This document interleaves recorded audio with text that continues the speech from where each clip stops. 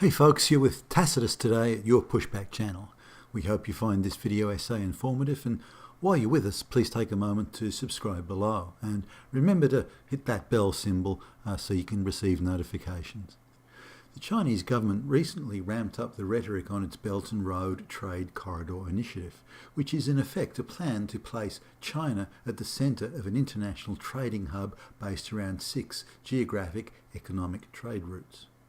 Breathtaking in its scope, this is as much, if not more, about the sense of entitlement China is acquiring while demanding homage and respect as a nation and an economy of the first rank, as it is about an envisioned future of a world dominated by China as a centre of the global economic universe. The timing to launch such an initiative may never be better, with the United States tearing itself to pieces over ideological race politics, transgender bathrooms and DC swamp dweller privileges, while the rest of the Western world is convulsing and obsessing over forced mass illegal immigration and gender sexual preference politics. So China can pursue its goals of global preeminence unquestioned and unaccountable. China was once a great power more than 500 years ago, at a time when one worker equalled 1 unit of economic output. China was the world's biggest economy, if only because of its vast population. Like any and all fertile river valleys with multi-season crop capacity supporting large concentrated populations, the Chinese administrative bureaucracy developed around the population centres, these large population centres, which appear today to other lesser populated cultures of the time as impressive and sophisticated. China was then the divine middle kingdom, surrounded by morally inferior barbarians, a view that is undergoing a rather pushy resurgence today. Before the Chinese nationalist revolutions of the early 1900s, China was a monarchy ruled by an emperor who was seen to be at the centre of the known universe. Those granted an audience with the emperor were required to engage in a ritualistic form of humiliation, kneeling and banging their forehead on the ground repeatedly as a show of deferential prostration. Its next size known as kowtowing. Kowtowing is deeply ingrained in the Chinese culture. The unruly, youthful goons of Chairman Mao's brutish Cultural Revolution would demand randomly nominated class enemies or even passers-by to kowtow on the spot to show respect, or they could face a severe beating or even death. As European technology from the 1500s onwards steadily advanced in areas such as open ocean-going shipbuilding during the mercantile age, the paradigm of one worker, 1 unit of output became obsolete, and China's economic status was gradually eroded until, by the time of the early Industrial Revolution, Chinese superiority was a distant memory. By the 1800s, Britain, with a population a tiny fraction that of China, possessed a larger industrial output. Mongol invasions, civil war, paranoid isolationist attitudes, and an astonishingly corrupt patrician class desperately trying to maintain their privileges also contributed substantially to Chinese decline. Chinese children are taught in school today, and the open sore is endlessly scratched at, that the period 1830 to 1949, which is generically referred to as the 100 Years of Humiliation, was an intolerable aberration, and China's place at the apex of all things is a rightful entitlement that must be restored to bring the universe and the world back into harmony from a Chinese perspective. Even today, many Chinese like to believe that Western wealth is not legitimate and was somehow stolen or taken illicitly from the Asian region, and China in particular. The Western Industrial Revolution and the ingenuity that went into that, or the computer revolution of the 60s and 70s, never occurred. Whatever Western intellectual property China may, as some allege, steal from the West is really just a rightful entitlement or a form of compensation the rapacious and inferior West owes to China anyway.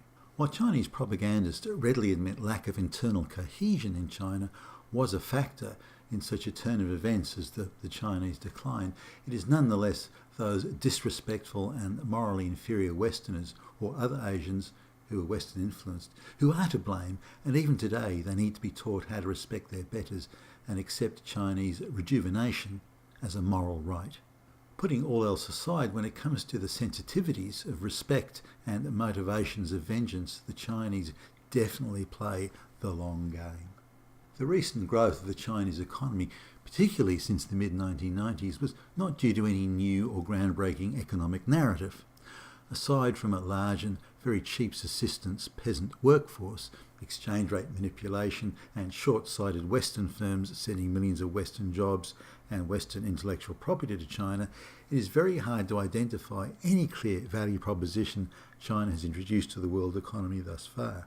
Cheap labour, state-controlled, that's it. Global wealth has been moved around, but has there been a proportional increase in new wealth created? It's hard to see much of this new wealth at all. It appears the enlargement of the Chinese economy has been at the expense of the West, and particularly the English-speaking West. The only new development is geopolitical power instability as China channels its new economic might into projecting its newly acquired power and engaging in general influence peddling. Senator Marco Rubio of the United States Senate has expressed some concern about growing Chinese power and has recently stated, and I'll leave a link to the article below, and I quote here, "The American people can see China's malevolent economic behaviour most clearly in its theft of, this is US, intellectual property. Chinese theft of American IP alone cost the United States," Senator Rubio asserts, "nearly $600 billion annually, eclipsing the combined profits of the top 50 companies on last year's Fortune 500 list. Stealing American IP in turn advances Beijing's Made in China 2025 initiative to eventually dominate global exports in 10 critical sectors, namely artificial intelligence, next-generation information technology, robotics, new energy vehicles, biotechnology, energy and power generation, aerospace, high-tech shipping, advanced railways, new materials and agricultural machinery. These targets revealed China's goal for a near total displacement of advanced US manufacturing." End quote. However, some point to the global increase in world trade as evidence of China's positive contribution. But we must keep in mind that goods once manufactured in the West and thus traded internally in, say, the US, many of these goods are now being manufactured in China and thus are traded externally and therefore measured as international trade. So this changing of numbers, this moving the deck chairs back and forth and rerouting through new and different supply chains does not equate to a new net gain in new trade. The China proposed Road and Belt Initiative is based around 6 corridors or land bridges emanating from China to 6 geo-economic regions around the wider Eurasian landmass, that is Mongolia, Russia, Eurasia, Central Asia, Pakistan, Bangladesh, India, Indochina. The Chinese maritime trade routes to, for example, Africa and elsewhere, appear to be remaining in place and to be expanded by volume. Already China is taking 99-year leases on deepwater seaports around the Asia-Pacific region, which now include Northern Australia, Sri Lanka and around the subcontinent. The Chinese method for acquiring ports in the case of poorer countries is to loan money at competitive rates to build or develop the port. But the country is so poor they cannot make the repayments, so to wipe the debt, China is given a 99-year lease of the port they've just built under very favourable terms, which include military use. In the case of richer countries, such as Australia, Chinese policy requires a lease to be taken on an existing port, and local politicians are frequently then offered consulting jobs to the new port administration at exceptionally generous pay rates. While these ports are supposedly commercial in nature, they could effortlessly be turned into Chinese naval bases, and the Chinese Navy is perhaps a decade away from having that power projection capacity. China is insisting as part of the deal that all work is performed on the Belt and Road projects by Chinese construction and civil engineering firms, which are one-party state government-owned. With a Chinese-only workforce, Chinese government-owned firms go out in advance and buy up at bargain prices anything that might be useful to the construction phase. These Belt and Road connections are a mixture of railroad transport, pipelines for gas and oil, with substantial but supplementary reliance on air and sea transport. The central thesis behind all this is the view that if goods transport can be sufficiently reduced in price on a per kilometre or time in transit basis, then a boom in trade will theoretically follow. Rather courageously, the various Chinese government-commissioned reports and studies assert transport costs rather than, say, other issues such as tariffs or exchange rate variations is the key, if not the only determinant, to increasing trade. Perhaps as a precursor to the New World Order, and to ensure finance and exchange rate issues do not dilute the intent of the Belt and Road Initiative, China is already putting in place a trading bloc situation where all those along the Belt and Road trade exclusively using Chinese yuan or renminbi. It is not unreasonable to suspect that coercion rather than encouragement will become, over time, a standard means of creating uniformity of behaviour along the Chinese Belt and Road corridors in the coming years. Like most grand visions, the practical details and interconnecting unavoidable realities are not so much in evidence, even as talking points, or certainly not in the papers that I've seen. Let's assume for a moment that the entire Chinese initiative comes to pass and all those proposed trade corridors are in place. Would the wider world benefit, and if so, how? Utilising land bridges, China would have easier access to many of the raw materials currently locked up in the poorer regions of the globe. We could reasonably suspect that with so many new suppliers entering the world stage, prices of commodities such as iron ore and coal, for example, would decline considerably. This would be to the obvious disadvantage of economies, Western economies such as Australia and Canada, that rely quite heavily on commodities. Similarly, food exports, particularly the bigger ticket items such as the grains, could very well face new competitors. Grain-growing regions that perennially suffer storage, shipping and spoilage problems may, with access to nearby cheap transport, become viable exporters, and they are mostly low-wage, low-cost of living economies who could not only supply bulk grain, but may be able to do so at a price Western farmers would struggle to match. The value-add manufacturing economies such as Germany and Japan may be put into a position of having no option but to use China and its global transport infrastructure to move goods anywhere in the world. They may also have to stand by helplessly as their technological IP is simply appropriated by state-owned Chinese firms. But we get ahead of ourselves. Is the Chinese Belt and Road Initiative even doable on the balance of probability, and if so, at what cost? How long would it take before the first piece of freight was shipped? What may be the collateral damage, not only in the directly affected regions, but to world trading flows and geopolitical balances generally? Such a mammoth undertaking as this Belt and Road Initiative, just from a civil works perspective, would run up bills well into the trillions. Some of the regions of the corridors that are passed through have a history of instability, suggesting Chinese soft or influence peddling power will be backed up by Chinese troops on the ground, ostensibly to protect assets or Chinese workers. To ensure a return on assets of such a huge investment, the Chinese state will require long-term monopoly control of many links in the supply, transport and production chain. This will inevitably include purchase or acquisition of corridor and agricultural and or mining land under conditions stridently favourable to Chinese interests.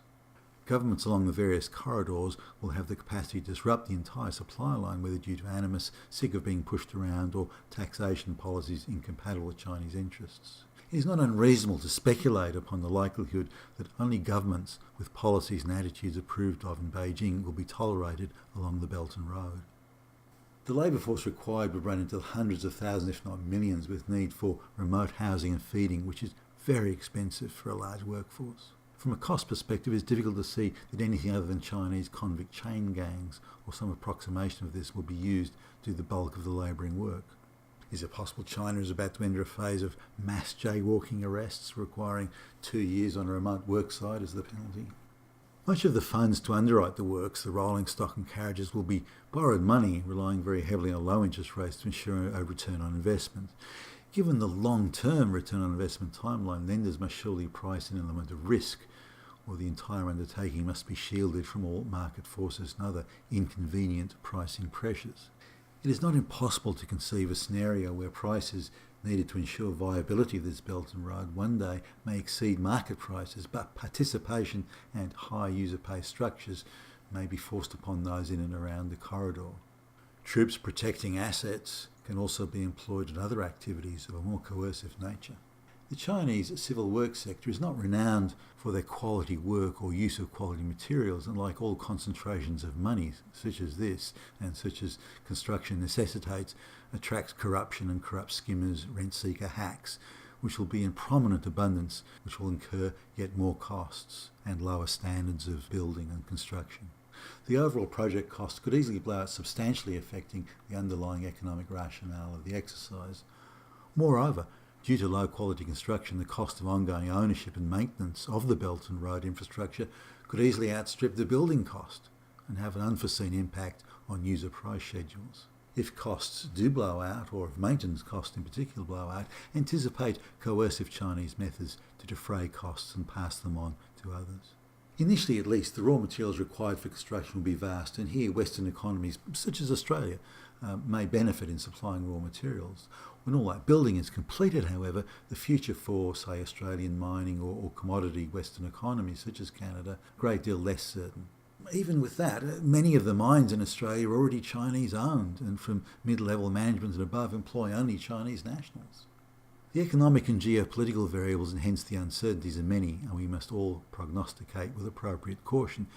Yet by definition this initiative cannot be a market-driven exercise or one driven by market forces. As currently proposed, all roads will lead to and from China. Thus, from a geo-economic perspective, it is tantamount to a type of monopoly and therefore not ultimately subject to market forces anyway. How desirable can such a proposition be, whether in practice or as an exercise in textbook economics? It is difficult to see on a prima facie basis that advanced Western economies will gain any medium or long-term advantage or benefit from the Belt and Road in isolation. The effect will more likely be negative than positive for the Western economies. That is, it ultimately may be, or may very well, bleed even more wealth away from the Western economies and at a much faster rate than the overall global economic pie increases in size. It's time for the West to wake up to what is happening. You're with Tacitus Today at your Pushback channel. Thank you for listening. We hope you've found this essay informative. And remember, all our essays are available in ebook format or for any 15 essays of your choice in printed format. And you can order at the link below.